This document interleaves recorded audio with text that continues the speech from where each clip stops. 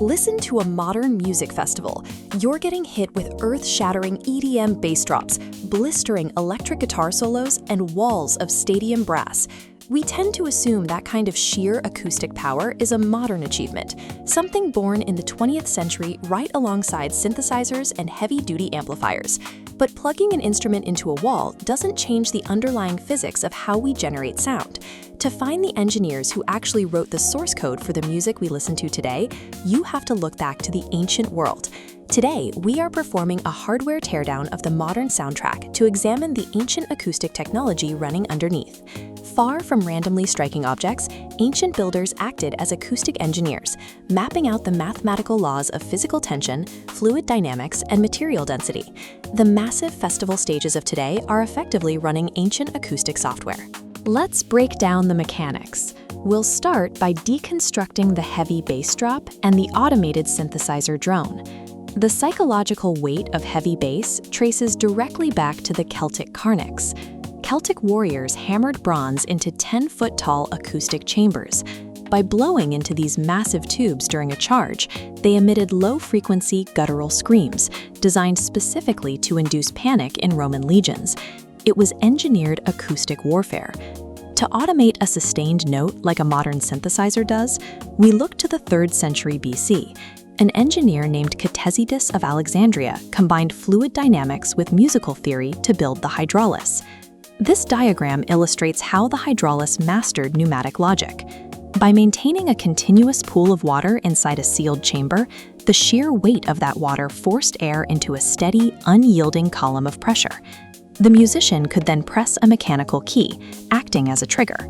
It opened a slider valve, releasing the pressurized air into a specific bronze pipe to produce a continuous note. This image shows the rigid metal pipes of a modern church organ, which uses the exact same vertical air column architecture developed by Ctesibius. Here we see an industrial actuator. The mechanical lineage of the hydraulis extends far beyond music.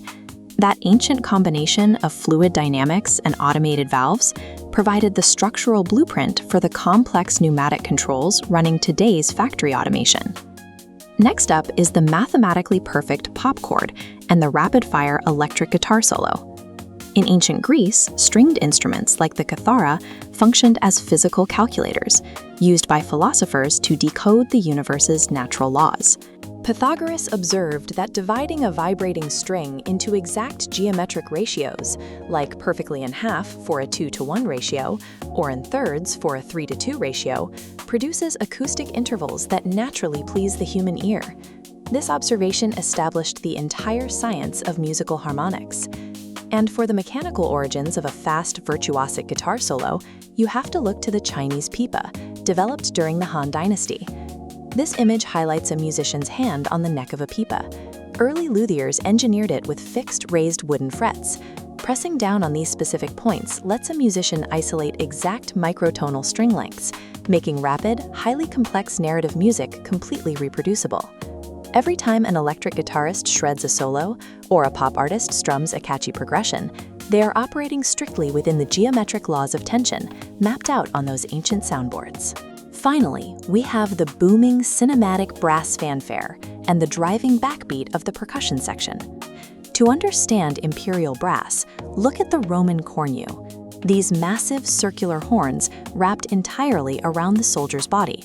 This design stabilized an immense amount of metal weight while engineering a forward-facing bell to project a deafening, highly directional acoustic blast across a battlefield. This is the Egyptian sistrum. It consists of loose, sliding metal crossbars held inside a rigid bronze luke.